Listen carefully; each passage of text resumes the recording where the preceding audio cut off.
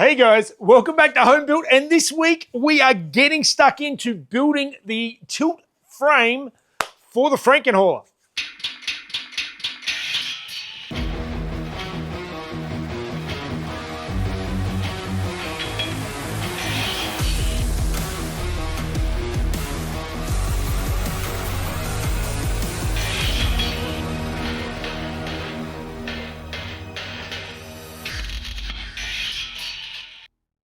All right, guys, welcome back. And those who've been following know that this is the Frankenhauler. This is my 1954 Ford F600 truck cab that I have mounted onto a Toyota Coaster bus chassis. And last week you will have seen that I actually started boxing the rails and worked out my final design for what I'm doing with the tilt bed. Now, if you missed it, I'll put a link up above so you can catch up and do those things.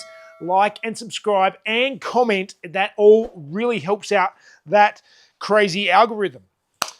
So I had lots of comments last week about my plan moving forward. There were lots of different suggestions, and I just want to cover some of those quickly. I was mentioning that I want to keep a tow bar on the back of the Frankenhauler, and that my tilting frame, I need to sort of work that around what I'm doing with the tow bar. Now, my current plan I think will work fine, and I can actually get it to tilt and have it so that the frame, the tow bar sits up inside the frame, but it still doesn't interfere with the tray itself sliding off. That's the way I'm going to set it up and plan it all. But there were a bunch of people asking why I don't make a removable tow bar. I did cover it, but basically the main reason is I want to make it idiot-proof. I want to make it Jeff-proof so that I can't forget to remove the tow bar and tilt the bed and hit the bar. So removable tow bar or not, I probably will have a is it a Heyman Reese type bar in there, but I still want to be able to tilt the tray and not have to go, oh, have I forgotten about it, or make some sort of safety warning switch or something. Just make it simple so that it does not cause an issue. That is my goal for that. Now, there are a few suggestions to get the bed lower. They were saying I could put smaller wheels and things like that. I don't want that look. I'm not looking for that look of a truck. Yes, you can put smaller wheels and get everything lower. With this method, I'm not going to need to do that. I can keep the look that I want with the full-size wheels on the back without actually having to go to those small wheels, and that totally changes the look of the truck, and it's not going to look right. It's not going to look the way I want it, and I'm happy with it as it is. Now, there was a few people who were concerned about the height that I'm building my tray, that the tires could still hit the tray under like one side bump or whatever. Basically, what I've done is I allowed my movement to be the base of where the bump stops are. So if we had no bump stops, I've got a couple of centimeters to go with no bump stops. We are going to have bump stops. The wheel's not going to get anywhere near that close to bottoming out. There's no way. So even with a tilt, a full up one side where it can obviously get higher than my bump stop because of the angle, it's not going to be a problem. I'm not concerned about it at all. There were others who suggested to get the tray lower that I could have actually basically had humps in the tray or cutouts or something that I could put plate. Like there's all sorts of methods. I don't need to do that. I don't want that look. Again, I'm once this is lowered, I'm going to have some wheel arches and things like that on it, and that'll all sit underneath the tray. And the look I'm going for is this will just be sitting just above that, and I think that'll work fine. And I don't need to do that. So yeah, I'm happy with the flat tray as it is. Other suggestions, why don't I go with aluminium frame? And I did honestly consider doing aluminium as some parts of the frame.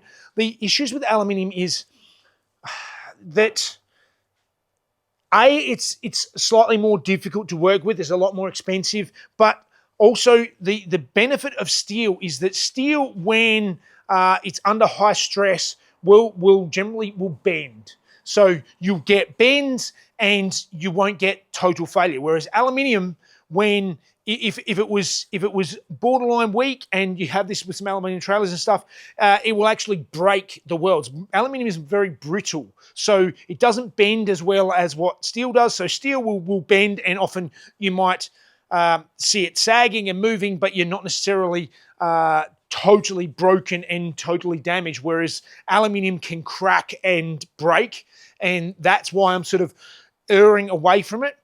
As for the actual bed of the tray, I'm still out on that. I'm not sure whether I'm going to go steel or whether I'm going to go aluminium for that. The frame is going to be steel. I can bolt on an aluminium tray. The issues with aluminium is, for the same thickness pieces of aluminium for the same size, the rough rule of thumb that I've managed to sort of see is it's about half the weight of steel, but it's only 2/3 of the strength. So it is stronger for the weight than steel is, but for the thickness, it's hard to, you're not gaining as much as what it first appears. And I'm looking at that. I'm probably going to go checker plate for the bed of the truck, and I'm looking at 3mm steel checker plate is what I'm sort of moving towards. I know that will sort of do the job. That's what's on my car trailer, but it has sort of bent a little bit in spots. But again, I could go 3mm aluminium checker plate, but it's going to weigh half as much, but it's only going to be 2/3 as strong. So is that going to be too weak?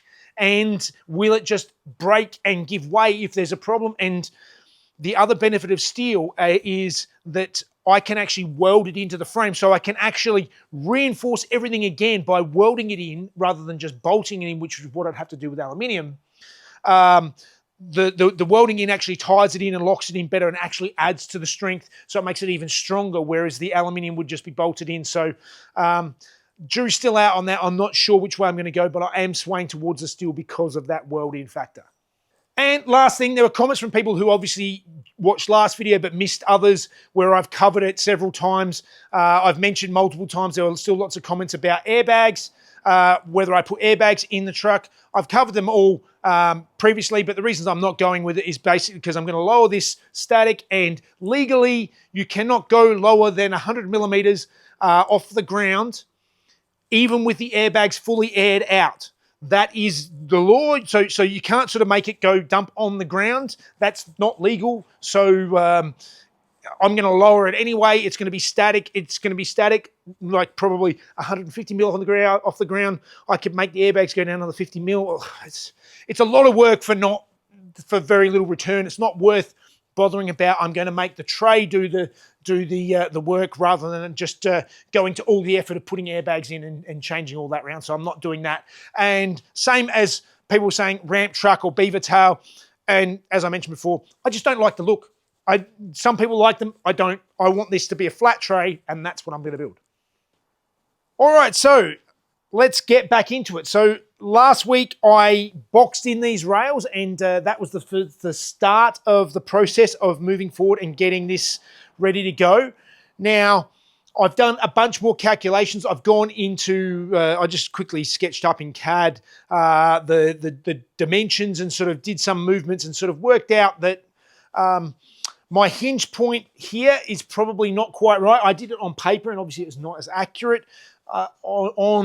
In CAD, I've worked out this hinge point here. I probably want it to actually be about 100 mil further towards the cab, which means that previously I thought I'd get away without actually cutting back the back of the frame there, but it looks like I may need to cut off maybe 100 mil or so. But what we're going to do first is we're going to start working out fixing the hinge points. So I want to build a bit of a box. I'm going to tack it on to start with, and let's just mock things up and get it moving forward so that we can get the ram in, and then we can start putting it through its cycle and just see what we need to trim, where we need to trim it, and if my calculations in the real world add up to what I've done in CAD, because there definitely are going to be discrepancies because this is me, and yeah, I'm definitely not perfect at all this stuff. So moving down here, this is my hinge,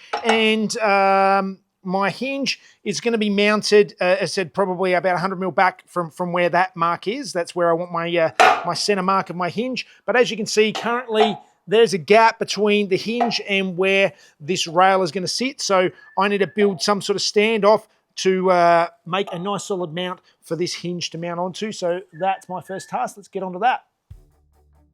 So we are straight back into it this week, and I am really loving this cold cut saw. I can't believe I didn't get one earlier. Another big thank you to all of the Patreon members who have helped support the channel and helped to be able to get tools like this and some of the others for the workshop. But we're straight in here and cutting up the standoffs so that I can mount my hinges onto the frame rails of the truck.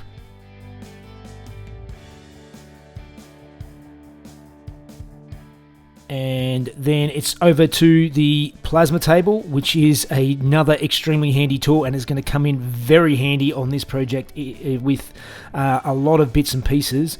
And I'm just cutting out some 100mm by 100mm caps for the top of my little plate so that the hinges can sit on top of that, and you'll see how it all goes together in a second here as I clean things up. And you can see the two 50 by 100mm tubes that have been notched out to go around the frame. I hold them into place, need to mark it all and get it all set up in the right spot with a bit of weld through primer, and then zap it all together and just at least tack it to start with to get an idea of how this is all going to work and see if my measurements, etc., are all correct.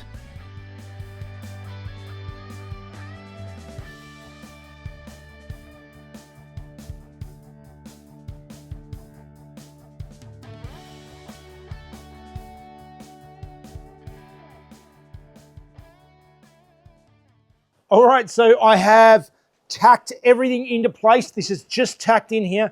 And now I want to go through and cycle it and just see if it's going to do what I need it to do. What I need to do now, I need to do a measurement and work out the travel and make sure it's going to fit with the travel of my ram, or whether I need to trim the back of the tray and make sure everything's in the right spot. So what I'm doing here is I am mocking up the location of where my ram is going to sit and the pivots so that I can work out the travel. All right, so I've done a bunch of calculations, and just to make sure that I've mocked up everything the way it's going to be. And with this rail now welded onto the hinge, I marked out a little spot here on this block of wood, and that is going to be roughly the line of where the pivot of the hydraulic ram is going to sit. And this mark here is where the top of the ram will be bolted. So the ram will be on a 45-degree angle in underneath the bed, and then as it pushes up, it'll straighten up. And I've worked out, I know that this distance needs to be 1.225, and when it's all the way up. And if I lift this up, I know it's stopping short at the moment because it's touching the back of the chassis. So my measurement there was accurate. I do need to shorten the chassis by about 100mm or so, I think. But this sort of shows me already that this will go up to the height that I want, and it's all working the way I want it to. So my next job is to trim the welds off. I know I'm happy with my hinge location. I need to start building this tilt frame flat on the ground, and then I can lift it on and weld it in place when I'm ready to do so. All right, so I can cut off this tube now and move the truck out of the way so I can start getting ready to mock up my framework. And I know that I don't want square ends on my frame, so I am marking up some nice curves. All right, so this is going to be the end of the tilt frame that is closest to the cab of the truck. And I didn't want it to just be square. I want it to curve around nicely. Now, I've seen this done a few times on like Instagram reels and stuff of people demonstrating how to curve the end of a square tube. So I thought I would give it a go. So basically what I've done is I've done an arc in, this is 50 mil by 100 mil tube. So I've done an arc with 100 mil radius, and then I've done half thickness of the tube. So that's 25 mil.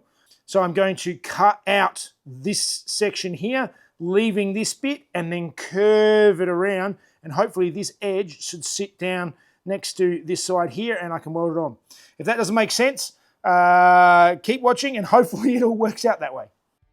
So starting with the cold cut saw to get the nice sharp square edges that I want, and then I switch over to the handheld plasma cutter, which is very handy because trying to cut these corners with the angle grinder would be quite difficult. Now the handheld plasma cutter is very difficult to do nice and neatly, so I'm cleaning it all up with the angle grinder now and then trying to hammer it all around.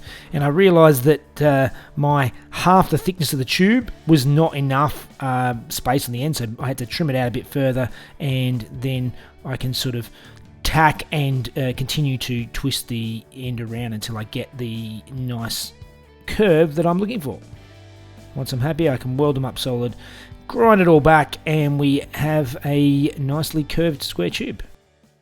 All right, that worked pretty well. I did find that my measurement was a bit short. I cut off an extra 5 or 6 mil. The actual measurement of the radius it should be about 78 millimeters from the corner to the point here with a 50 mil width.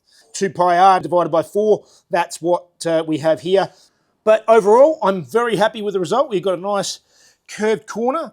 So next thing to do is to do this a second time on the other rail. Next one should go a bit smoother. So, same as before, marking it out, but this time I left a little bit extra for my curved section, and back on the cold cut saw, get those nice straight edges before cutting it out with the handheld plasma torch. Clean it up with the angle grinder.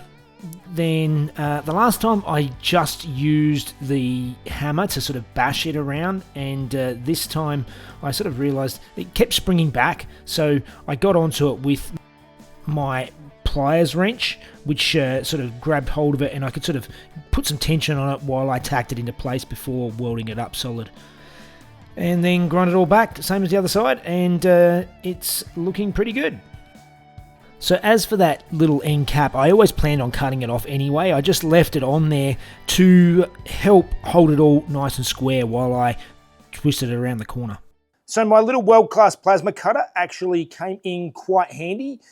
It's quite hard to keep a very steady hand when you're cutting it out, but definitely makes it easier to cut that curve and stuff that I needed. Alright, so now I have the 2 main legs of my ladder frame. I need to start making all the measurements and working out where I'm going to put my crossbars. I know that I'm going to have a full height crossbar at the cab end, but the rest of it actually needs to sit lower. It will all probably become clear over the next few weeks as I build the tray, but basically the top tray needs to sit down in between these rails, so I need to put all the cross beams down at the lower edge. So I started with the 2 side rails together and marked out exactly where I wanted all of my cross braces, how many I needed, etc. So I sort of had an idea of that, and now I've gone along and cleaned up all of the spots where I'm going to be welding on the crossbars to tie this all together. And then it's a matter of cutting them all out, and these ones said don't have to be a lot. This is basically just keeping everything square and straight. There is not a whole bunch of weight on this as far as the crossbars go. Most of the weight is taken along the length of the side tubes, and obviously that's going to be transferred down onto the chassis of the truck anyway. So as you can see here, I am now cutting out a couple of much heavier duty bits of 50 by 50 square tube that I've had before. This was actually what I used on the rotisserie to hold the front and back together of the our Ferrari when I was working on that. And so I'm notching this out, and this stuff is super thick. It's about 6mm thick, I think, 50 by 50 square mil tube, and I'm notching out the end of it, getting it all ready to go on, because I need a slightly stronger part on the location where the hydraulic ram is actually going to be lifting this frame up. So this is going to be the toughest part. All right, so I have my basic frame laid out. Now, these two bars here are actually going to go on the bottom. I've just got them there. Basically, what I need to do is I need to make sure that this is all perfectly square and straight and even to weld it all together. Now, I need all of these braces to be on the bottom because I need to be able to slide along these rails. So again, hence why all of these things are going to be on the bottom. But I want to keep these straight and square. I don't want them to get pulled over and twist, which is why I'll use some of these spacers for those pieces, and also this piece here, to try and keep everything square and straight without twisting and buckling once I start welding. So now I have the layout. Let's make sure everything is perfectly square and level and even, and then we can start tacking and then welding it all together. So I start by making sure everything is square and level, and of course my garage floor looks like it's flat, but it's not perfectly flat, so I'm sticking shims underneath the framework all over the place and making sure it's all at the same level front to rear and side to side, so that I have a nice square frame to start with. And once I go through all of that, I can go through and start tacking the bits and pieces together. As you can see, I'm continually checking as I go to make sure everything is in the right spot and keeping nice and square. And then I lift it up and see that I stupidly just sat the cross braces on the floor and didn't account for the fact that these rails have been shimmed up around the place. So a lot of these cross braces were actually sitting low and lower than the side rails, and it looked horrible. So I had to cut them out and tidy it all up and shim them all up as well, and then weld it all up again. And yeah, that's me. You know that if it's worth doing, it is definitely worth doing twice.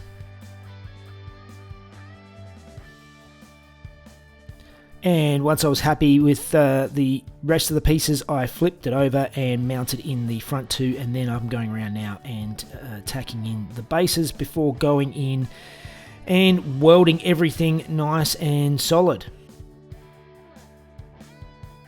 It's definitely a good way to practice my MIG welding because there is a lot of it here, but it's also easier because it's nice straight square joins. All right, I realized after I did it that I have gone through and I've welded this all solid without actually fully testing it, but I'm pretty happy with what I've got. And I'm pretty happy with the welds that I've done on here. I think they're all looking pretty decent all the way around, and I think they will be nice and strong. And you can see with these two bits here, this is actually where my hydraulic ram is going to go. So these are actually super heavy duty square tube, whereas these are much lighter duty. So this is designed to take the weight, and you can also see that I actually trimmed the rod, trimmed the bar so that it overhangs, so it's sitting underneath and not just sitting on the side. So it's not all the weight on the welds, it's actually through the steel itself. So hopefully that is nice and strong, this being the bottom side. So now I'm going to flip this over, weld the top, and then we can start looking at what we're going to do, sticking it onto the back of the Frankenhauler. So with it up the other way, I can finish off all of the welding and then get it ready to try and lift it onto the back of the truck. And at this stage, it's not too heavy for me to manhandle it all around, but with it up on the back of the truck, it made it easier to clean up those curved corners. All right, so I have the frame, it's all welded up, and it's sitting on the back of the truck. And I'm really loving it. I think it's looking really good. But what I don't love, and what I was up sort of thinking about last night, is I don't love these standoffs that I made. They're in the thinner 2mm wall box section, and I don't like the gaps and things like that, and the other side is the same. I am going to remake these better in the 3mm wall stuff and make them a lot more solid. I really, because half of the weight of the entire tray is going to be sitting on these, I want these to be extra strong. So we're going to cut them off and make them again. So, like a not-so-wise man once said, if it's worth doing twice. And yet again, I'm redoing things. Just taking a bit more time now with all my measurements to make sure that it's all nice and square and a good tight fit onto the back of the truck. And once I'm happy with the fit up, I can mount them back on again, remeasure and tack them all back into place and get it all ready to remount the hinge. All right, I am much happier with that fit up. That is much better, a nice solid, much heavier solid base compared to this abomination over here that's just sort of slapped on there. I was not happy with that at all, and yeah, I just took my time, and yeah, we're going to do that again over here, and we should be good. So now with both hinge mounts done, I just have the hinges sitting in place here. They're not welded on top or bottom yet. So I am first of all making sure they're in the right spot and welding them to the frame of the truck. And then I'm going around and just making sure everything is perfectly straight and square and level all the way around before I then tack them onto the mounts. And just making sure everything cycles before going through and welding everything solid. And again, there is lots of welding on this because there's the standoffs. You may have noticed on the bottom of the standoffs, I actually cut a little bending spot in them so that I could fold them down and weld the bottoms flat to the frame of the truck as well. And get everything so it is nice and solid and, fingers crossed, super strong. All right, so we are all welded up. We actually have our frame totally welded up to my hinges. I've got my reinforced base plate, and this is all working now, and it's all tilting, although it is touching here. So this is going to be cut back. Obviously, I will be reinstating the tow bar, but sitting it down lower. So I'll put another frame out, so you don't have to worry about all the people who are going to be concerned about cars crashing underneath this. There's going to be a bar underneath there. But before I go and cut this out and reduce the length of this part of the chassis here, I'm going to add a box section across between these 2 points to strengthen up and make sure that this tyre hinge section is super beefy. So obviously with these hinges, if I'd left them separated, it really would allow for a lot of movement, particularly with all the stresses there. So by boxing these in, it should really strengthen up the back end of the truck so that everything is all tied together nice and solidly, and we'll soon see. So that end is all welded up. This tilts, and that is super solid. That's the whole truck moving, and yeah, there is very little movement in the chassis, etc. There's a little bit. It's a lot of leverage, and that is really solid. I am very happy with it. That as it stands at the moment. So I think the next thing I want to do is I want to cut off this rear section here and then remount it so that we can actually get the tilt up to what it needs to be. So first things first is I need to remove the existing tow bar and a couple of these little weird drop link things that are on either side. I'm not exactly sure what they were for, but they were just bolted on, so I've just removed them for now.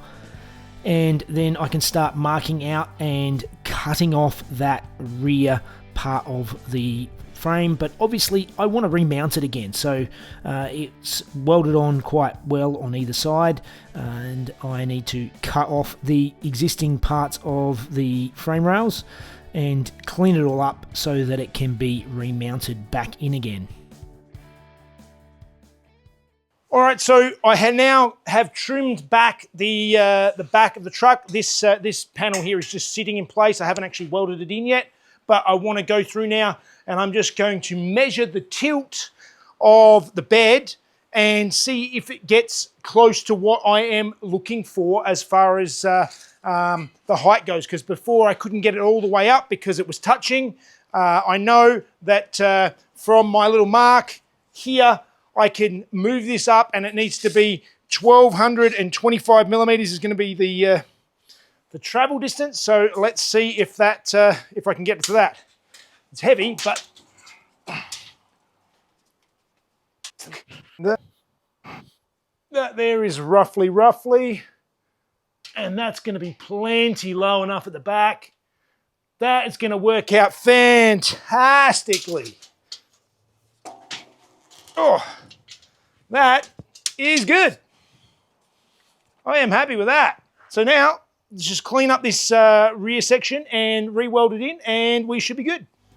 So a little bit of cleanup, and then I can prepare this all to go back in again, and it's all actually tying in with that box section of the frame rails I did last week, so it's really made the back end of this truck super stout. All right, well, that was a long week of fabrication, and I'm quite happy with the results overall. There is something I noticed just right at the end with my last welds and stuff, welding this on here. These tubes actually curve a little bit here. They're not too bad in the middle, and then they curve a little bit at the front where I welded in the heavy-duty bars in there. So obviously the hotter welds has actually made this whole bed slightly bow, which is quite annoying. It's not a major issue, but yeah, it's not what I wanted, and I'm a little bit annoyed about that. So after having a closer look at it, I can see that where I've welded in the middle here, I've only welded on the sides of the tubes, and they've stayed super straight because there's ladder bars all the way up, so it's had no way to warp inwards. The only places where it's warped the tubes down slightly, and over this is actually going to be cut about 100 mil shorter than what it is here, but it's about 5 millimeters. It's actually bowed, and that's because I've welded on the bottom and also up here where I did the these heavier duty bars for where the ram is going to go. Because I welded along here, that's what's actually shrunk this part of the tube and tilted that end down. So I'm not sure if I can sort of weld along here slightly, just to shrink the tube back along the tops. I'm not sure whether that's a smart thing or whether it's going to weaken it or what. I don't know. Any suggestions on those who do this sort of stuff on how I can tackle this little tricky issue? We have at least the frame of the tray built, and on I need supports, I need places where it can come in and channel into, it comes down and lands in the same spot every time. There's a bunch of bits and pieces that I need to sort out on the truck to get it to sit exactly the way I want it, and that will be a little bit more playing around. In any case, hopefully you enjoyed my a little bit less blathering and a bit more work this week. I'm definitely getting happier with my MIG welding. My MIG welding, I think, is really coming in nicely. Big thanks again to Weld Class, because the weld is just crank it up to the setting that says 3mm steel and off you go. So in any case, that is all the time I have this week. So I think that means it's time for Fun Facts with Mrs. Jeff.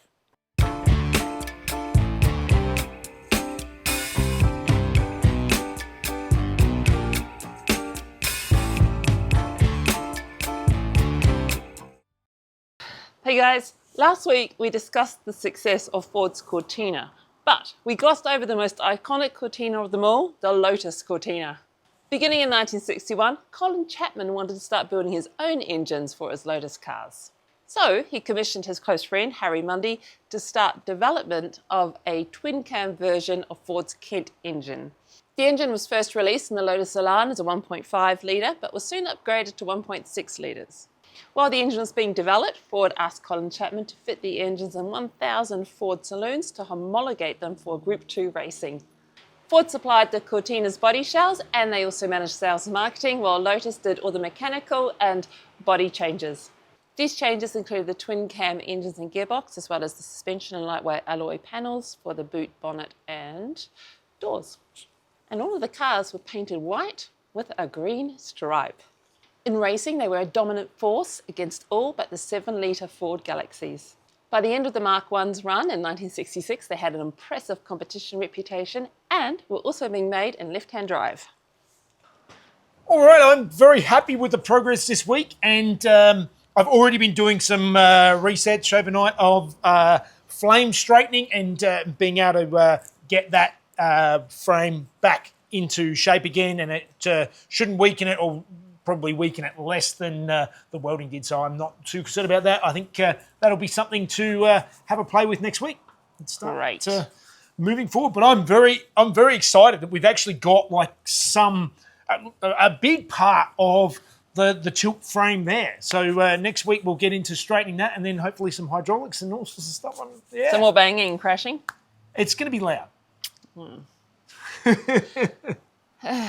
Anyway, like, subscribe, and let us know what you think. You love watching, reading comments, reading comments, and a Patreon. Help them out, the banging and the crashing, and see the videos a day early with no ads. And yes. I think that is everything. So it's very glary. Very glary today. Yes, it's a nice sunny day, but nice glary. Bright spring weather. It's great, finally. Anyway, we'll see you next time. See you guys. Peace. Colin Chapman wanted to start building his own engines for his Ford Lotus. No. So he commissioned his close friend Harry Mundy to start twin-cam developments of... No. Ford asked Colin Chapman to... I find it really glary. These changes included the twin engines and gearbox, as well as all... No. These changes included the twin-cam engines and gearbox, as well as all the... In racing, they were a dominant force against all but the Ford 7 Galaxies. No.